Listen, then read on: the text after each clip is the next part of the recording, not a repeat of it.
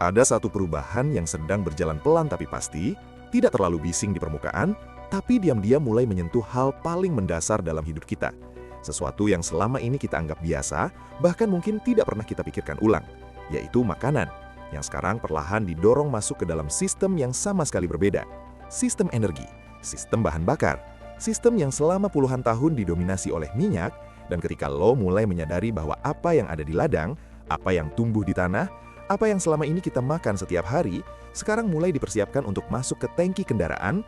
Disitulah cerita ini berubah dari sekedar kebijakan menjadi sesuatu yang jauh lebih besar, sesuatu yang menyentuh arah masa depan.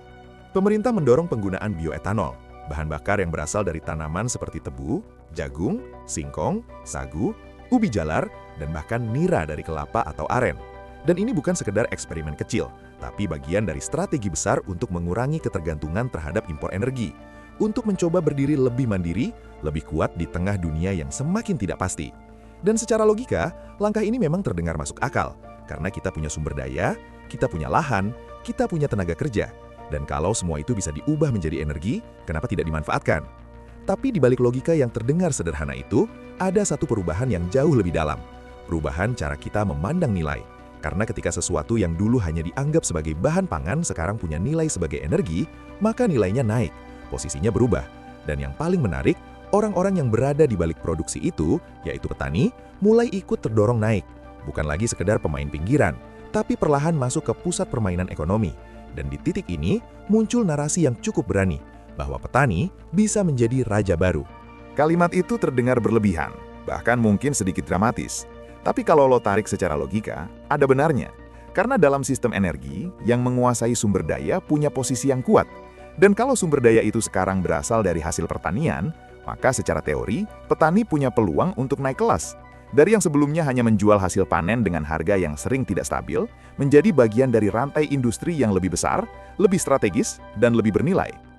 Bayangin perubahan ini secara sederhana. Dulu tebu hanya dianggap bahan baku gula, sekarang bisa jadi bahan bakar. Jagung yang biasanya jadi makanan atau pakan ternak, sekarang bisa masuk ke tangki kendaraan. Singkong yang sering dianggap makanan sederhana, bahkan kadang diremehkan, sekarang punya potensi jadi energi. Dan bukan cuma itu, sagu yang selama ini kurang dimaksimalkan, ubi jalar yang sering dianggap alternatif, sampai nira yang selama ini lebih dikenal untuk konsumsi lokal, semua mulai masuk ke dalam satu sistem baru yang sama, sistem energi. Dan ketika semua ini digabungkan, lo mulai melihat satu hal yang sama. Semuanya bisa dimakan, tapi sekarang juga bisa dibakar. Disinilah titik perubahan itu terasa, karena selama ini kita tidak pernah benar-benar harus memilih antara makan atau energi, antara kebutuhan dasar dan kebutuhan industri. Tapi sekarang dua hal itu mulai bertemu di satu titik yang sama. Dan ketika dua kebutuhan besar bertemu dalam satu sumber yang sama, maka yang terjadi bukan cuma peluang, tapi juga konflik. Di satu sisi, ini membuka peluang besar bagi petani. Permintaan meningkat, harga bisa lebih stabil, pasar lebih luas, dan ada kemungkinan kehidupan yang lebih layak. Bukan lagi sekedar bertahan dari musim ke musim, tapi benar-benar punya posisi yang lebih kuat dalam ekonomi. Dan kalau ini berjalan dengan baik, bukan tidak mungkin petani benar-benar naik kelas, menjadi bagian penting dalam sistem yang selama ini jauh dari jangkauan mereka. Tapi di sisi lain, ada pertanyaan yang tidak bisa dihindari. Kalau bahan pangan mulai dialihkan menjadi bahan bakar, bagaimana dengan kebutuhan makan itu sendiri? Karena seberapapun besar produksi kita, tetap ada batasnya. Lahan tidak bertambah dengan mudah. Produksi tidak bisa naik tanpa batas. Dan ketika satu sektor mengambil porsi lebih besar, sektor lain pasti terdampak. Ini bukan sekedar kekhawatiran tanpa dasar, karena di banyak tempat, ketika biofuel mulai dikembangkan secara besar-besaran, harga pangan ikut terdorong naik. Bukan karena kekurangan produksi secara total, tapi karena perubahan distribusi dan prioritas. Ketika jagung bisa dijual ke industri energi dengan harga lebih tinggi, maka secara alami akan ada dorongan ke arah sana. Dan ketika itu terjadi, pasokan untuk konsumsi bisa berkurang, dan efeknya mulai terasa di pasar. Efek ini tidak selalu langsung terlihat, tapi biasanya datang perlahan, seperti domino yang jatuh satu persatu. Harga bahan baku naik, biaya produksi naik, dan akhirnya harga di tingkat konsumen ikut terdorong. Jagung naik, pakan ternak naik, harga ayam dan telur ikut naik. Tebu dialihkan, harga gula bisa terdampak. Dan semua ini akhirnya kembali ke satu tempat yang sama, yaitu dapur rumah tangga. Di titik ini, kita mulai melihat bahwa kebijakan ini bukan hanya soal energi, tapi juga soal keseimbangan. Keseimbangan antara kebutuhan energi dan kebutuhan pangan, antara peluang ekonomi dan stabilitas sosial, dan menjaga keseimbangan ini bukan hal yang mudah. Karena setiap keputusan punya konsekuensi, dan setiap langkah maju bisa membawa risiko baru. Yang membuat situasinya semakin kompleks adalah soal siapa yang benar-benar diuntungkan. Karena dalam teori, petani akan mendapatkan manfaat. Tapi dalam praktiknya, tidak semua petani punya akses yang sama. Ada yang punya lahan luas, ada yang hanya menggarap sedikit, ada yang punya akses ke industri, ada yang masih bergantung pada tengkulak. Dan ketika sistem baru ini berjalan, yang paling siap biasanya adalah mereka yang sudah punya modal dan jaringan.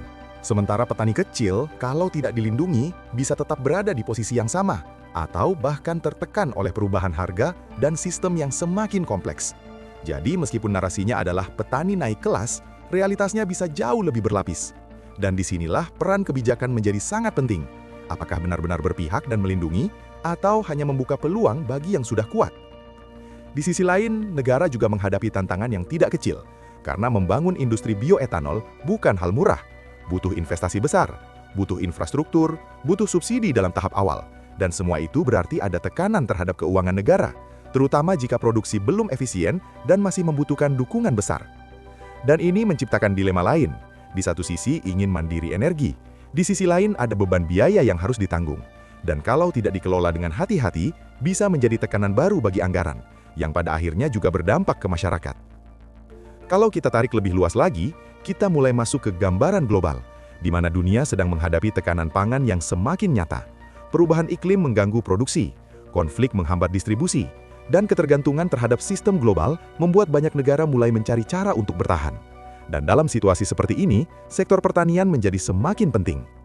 Di titik ini, peran petani benar-benar berubah, bukan lagi sekadar profesi biasa, tapi menjadi penopang utama. Dan disinilah narasi bahwa petani bisa menjadi raja baru mulai terasa lebih relevan. Bukan karena sistem tiba-tiba adil, tapi karena kebutuhan dunia yang berubah. Ketika pangan menjadi krusial, yang bisa memproduksi pangan berada di posisi paling kuat. Tapi sekali lagi, ini bukan cerita yang sederhana, karena kekuatan itu tidak otomatis dimiliki oleh semua petani. Dan tanpa sistem yang adil, yang kuat akan semakin kuat dan yang lemah bisa semakin tertinggal. Jadi di tengah semua ini, kita sebenarnya sedang melihat sebuah persimpangan besar antara peluang dan risiko, antara harapan dan kekhawatiran, dan tidak ada jawaban yang benar-benar hitam putih. Yang ada adalah bagaimana kita memahami kompleksitas ini dengan lebih jernih. Pada akhirnya, cerita tentang 6 tanaman ini bukan hanya tentang tebu, jagung, singkong, sagu, ubi jalar, atau nira, tapi tentang bagaimana kita memandang masa depan, tentang bagaimana kita mengelola sumber daya, dan tentang bagaimana kita menjaga keseimbangan di tengah perubahan besar. Lo tidak harus takut, tapi juga tidak boleh terlalu santai, karena perubahan ini nyata dan dampaknya perlahan akan masuk ke kehidupan kita, dari harga bahan bakar sampai harga makanan, dari peluang ekonomi sampai tantangan sosial. Dan mungkin yang paling penting di tengah semua ini adalah tetap sadar bahwa arah ini sedang berjalan, sadar bahwa setiap kebijakan punya konsekuensi, dan sadar bahwa masa depan tidak hanya ditentukan oleh apa yang kita pilih, tapi bagaimana kita menjalankannya. Jadi tetap tenang, tetap kritis, dan tetap terbuka, karena dunia tidak sedang diam, dan perubahan tidak menunggu kita siap. Tapi dengan pemahaman yang cukup, kita bisa menghadapi semua ini dengan lebih siap, lebih rasional, dan tidak mudah terbawa arus. Kalau lo ngerasa pembahasan ini membuka cara pandang baru, lo bisa bantu sebarkan ke yang lain supaya makin banyak yang sadar dan memahami apa yang sebenarnya sedang terjadi. Dan kalau lo suka konten seperti ini, lo tahu harus kemana. Karena ke depan, cerita seperti ini bukan akan berkurang, tapi justru akan semakin sering muncul dalam hidup kita.